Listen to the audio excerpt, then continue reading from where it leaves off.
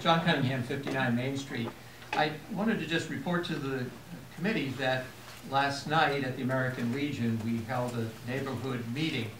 We had published advertisements in the newspaper, published them, posted them in prominent places, distributed leaflets and flyers through the neighborhood, and I think the newspaper also had an article about the meeting.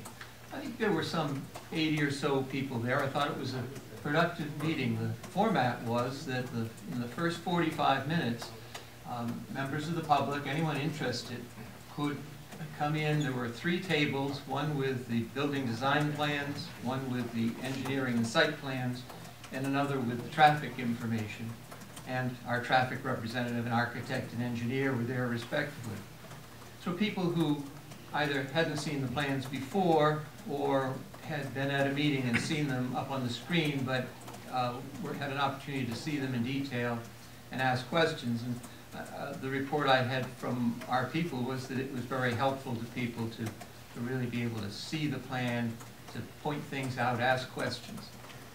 The second part of the meeting, an hour and 15 minutes, was moderated by Jack Clark, the former chair of the planning board, who entertained questions from the floor. He asked that people ask one question, and then he went through, and through that whole period, I think, I don't know the exact number of questions were asked, but a lot of questions, and I think it was productive for us, and I hope productive for those who were there to understand the project better. Our people are compiling their notes of the conversations they had during the first 45 minutes, and we're also compiling notes of the questions that were asked so that there are topics that we can take a further look at.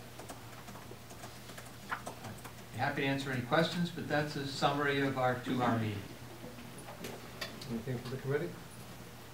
Are we going to be forwarding the new questions that we received since that meeting to whom? The process is continuing to work as it has. As constituent questions are lodged with the committee through the city email server, they are in turn forwarded on to staff, and I believe Mr. Cunningham's office now? I've been receiving copies, I believe. Thank you. Thank you. Greg, why don't, and that's a perfect segue for you, Greg. Why don't you share with us all the assessment and recommendations you have on the... Sure. Greg Catteme, Community Development Department. I have been copied on all of the email exchanges that have come in through the clerk's office. They've also been forwarded to the planning board. I don't think the nature of the questions obviously are very varied, and I hope some of what's done this evening is identify there are a number of questions that are related to the infrastructure in the street, as well as construction related concerns with construction within Commercial Street, Ford Square, Beach Court, Vespucci Court. That is a very, a project that's in the very early stages. If people do have concerns or questions about that, as that project rolls along, they will be focused to Paul Keene as the project manager for that project, and those concerns can be relayed to the consultants that are dealing with that.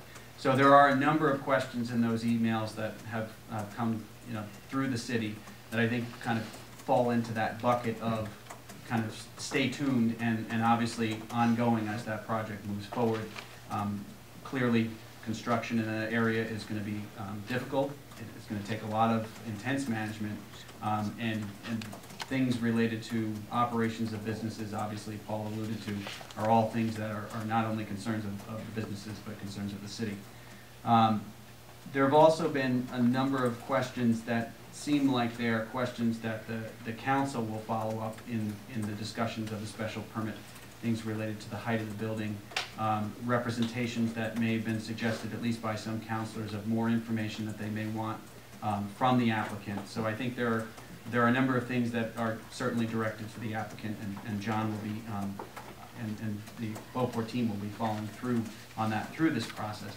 There are also a number of things that, again, a variety of topics that Paul Keene had also mentioned. We are working with 2 separate consultants. The second is Beta Group out of Norwood, Mass., as well as subbing some of their needed area expertise to GZA Vine, which will be looking at some specific issues for the Conservation Commission related to seawall construction and potential impacts on the environment. So they are specifically scoped to look at parking, traffic safety, circulation, site layout, emergency access, utilities, stormwater management design, landscaping, lighting, fiscal impacts, economic impacts, and then everything related to the filing with the notice of intent with the Conservation Commission. So I think there's probably 80% of the questions fall into those categories of, again, a review that's in its initial stages at this point. Later this evening, the Beauport team is actually heading to the Conservation Commission. So again, that process is just beginning. The way that I envision the process of the review to occur is we're kind of looking at big picture things on the site first. If there's something that impacts site layout, it kind of has a chain reaction in the process of how they may respond to it, how the city may continue to maybe have an issue or a concern with something. And then we'll kind of move into some of the broader issues like traffic impacts later in the process. We have focused first on site-related issues, specifically public safety. As Paul has mentioned, we've met with certain city staff members, and we'll continue to do that. Formulate some preliminary points of kind of the big ticket items, and that will happen over the course of probably the next month or so. And I mean, I don't know. I mean, certainly you have a meeting scheduled every 2 weeks. The planning board has a meeting scheduled every 2 weeks. And it's really going to depend on when things are ripe for discussion, enough information to be coherent for discussions, that we're just going to have to watch those opportunities of when to bring it forward to the council, or at least your standing committee at this point, and then also the planning board in the review. So I don't know if you have any questions about the process. So ultimately, how do you see our review at P&D synchronizing with the current and pending prospective Concom reviews and the site plan review being done by planning board now? I think the site plan review in this particular instance, there are a lot of cross-cutting standards, and I think council members may recall when that ordinance was created, it was predominantly trying to look at potential impacts of as-of-right uses that could still have an impact. So someone could go and pull a building permit for a 10,000 square foot building, and as long as it was allowed in the district, they could just go and do that, not taking into consideration access, parking, a number of site-related impacts that can happen to an area. So again, it's a process that looks at a lot of the things that coincide with what's already required for the major project special permit. The consultants have both lists of standards to the degree that they are very similar in some places. You know, you will ultimately end up with a recommendation from the planning board on the technical aspects of the major project, as well as anything contained in 25, thank you. And then also a site plan determination. The Conservation Commission review, there is also an environmental aspect to your review. So again, I think some of those pieces and reviews will have to take place before you can be fully informed to make your deliberations at the council public hearing.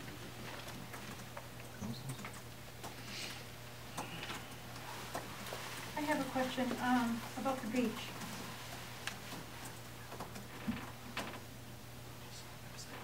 There's been a lot said about where's the deed. I'd like to see a copy of the deed. Are deeds public records at the Registry of Deeds?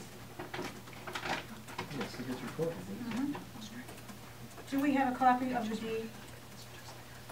Well, Mr. Cunningham, could we have, could you produce for the committee's review a copy of the deed whereby your claims of ownership are founded?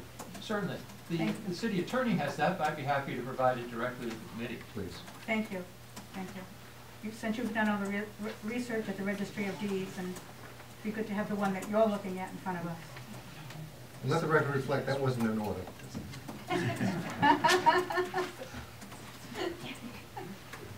Anything else from the committee? Greg, I'd ask you a favor. The object of having this on the agenda every meeting isn't just to have a reason to meet. So I'd be looking to you. Tentatively, we have this on for further discussion. The first meeting in November, which is the 7th. And I guess maybe some reasonable time before then, if you don't see a good reason. I'd be happy to actually just continually provide you an update of where things are in advance, probably the Friday in advance.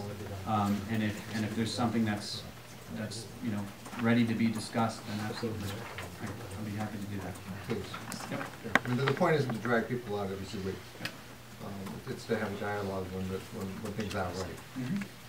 Absolutely. Okay, anything, so you'll be providing us a written summary of the assessment of these questions so that we can all have including the applicant, a fair sense of what's inside the home. Perhaps you could collaborate with coordinating committees who have prepared one previously. I guess, let me understand that a little bit better. I think there are a number of specific questions that have been asked from a variety of folks, you know, and I think a lot of them are going to be inclusive in some of those reviews. I don't know if, I mean, we're necessarily going to go through a process of having 98 questions or however many there are now, or you know, however many there may be at the end, but I think what I'd like to do is, as a topic is discussed, you know, those types of questions could certainly be referenced to make sure that people, you know, are being heard, the input is being received. But I think they're all excellent questions that I've seen so far. I mean, I don't think they're anything that aren't also the concerns that that are going to be looked at in the review process. You know, number of parking spaces, is there enough? What's the traffic, you know, movements going to be like? What are the safety concerns?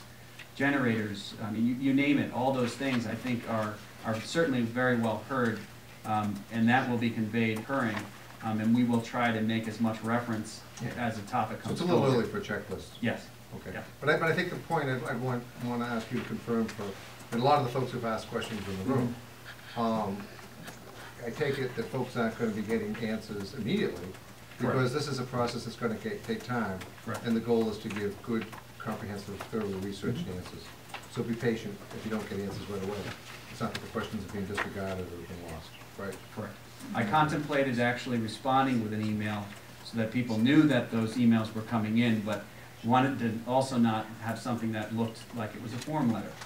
But I do think there's a lot of valid concerns that have been raised. They're not unique to just the folks that are raising them. They're serious concerns that need to be addressed. Anything further on this matter this evening? If not, thank you, and we'll move on to item number 1 on the agenda, which is rezoning application 2012-003 of numbers 107 and 125 Atlantic Road to create an existing hotel overlay district. This is continued from October 3rd, and the chair recognizes on behalf of the petitioners, Attorney Fady. Yes. I saw someone come in who was here about the cyclocross. We just announced the thing about the stage 4 park's already been taken up, Mrs. Wolf. So it'll be on hopefully 2 weeks from now. But stay tuned.